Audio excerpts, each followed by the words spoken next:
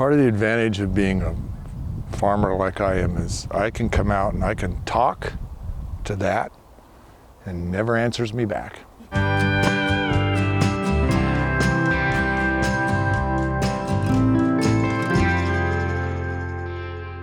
So they're looking good, they taste decent, the grandkids like them, so you know, what else are you gonna do? A lot of this fruit will never make it into the box. Sunburn, and you can see on the bottom here, sunburn, sunburn.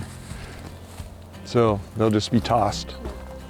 We picked the bloods, it's right in the middle of the season. Because they were picked so recently, we don't have any final report. We picked more than we ever have by a few bins, so that was good. I still have a problem because we had a lot of fruit, some of it was small, too small, which I've never had that problem with bloods before, but it's a nice problem to have. It's better to have more than less because people do not necessarily like big giant blood oranges. They want something they can cut and put in their drink or squeeze or eat. So you have that sweet spot, and for the most part we got that. But and the same for citrus or navels is people generally don't like the monsters. So the longer it delays, the more these will grow. But given the year, we can't complain. You know, we can't yell and scream and say, come pick ours, because from a packing house perspective, it just doesn't justify it. So when they have an opening and they've got a crew available, they'll come and get them. We're in a bowl. We're in a valley, San Joaquin Valley, which is a bowl. You know that warm air rises and cold air sinks. In this valley, we don't have temperatures like they do in Minnesota, where it's, you know, freezing for hundreds of miles. You know, virtually the same temperature. Here, because we're in a bowl, if the right conditions come, this is the cold front that's moving through right now. So behind it, you can see clear sky, you see the clouds, so the front's moving. So tonight, it will be clear skies, sub-freezing temperatures. Now, what do we mean by sub-freezing? Obviously anything below 32, but 30, 31, 32 is great for citrus.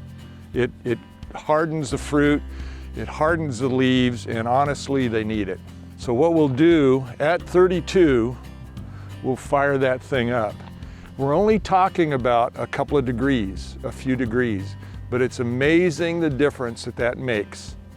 And the reason citrus grows so well here in the citrus belt in California is exactly that. It's cold, it's warm in the spring and summer, and it's cold in the winter, but not too cold. So we turn that thing on, and it's rated by horsepower at the fan, which is 125. Rule of thumb is 10 horsepower per acre is what you need. That's my rule of thumb. That fan has a gearbox on top, and it will rotate once every 6.5 minutes. My philosophy is start them early and run them late. The reason is duration. Like I said a few minutes ago, you can have cold temperatures, really cold temperatures, but if it's for a few minutes, no big deal. It's the duration. And so what we want to do is we want to take that damaging duration, and by starting it early and running it late, we can bring it down here. Now, if it gets to 23, you know, we go home. Nothing's going to protect. But if we can bring that duration down to where the fruit doesn't have time to freeze with the temperatures available at the time, then that's what that's for.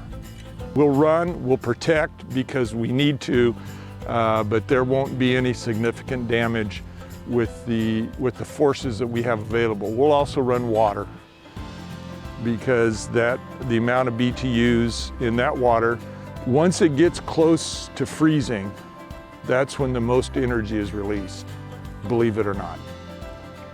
So yeah, between water and wind machines, we have not had any exceptional damage like we did in the grapes.